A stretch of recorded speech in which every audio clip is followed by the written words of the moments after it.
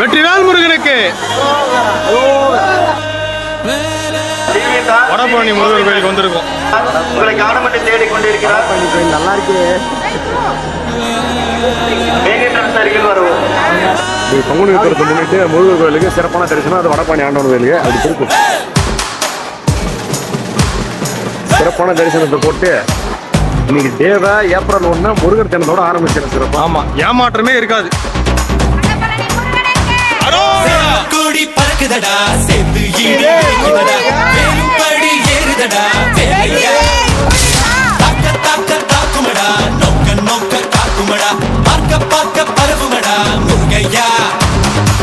தமிழருக்கு முப்பாடு முருகன் தான், இந்த முப்பாட்டை எங்களுக்கு தலைவன் தான்.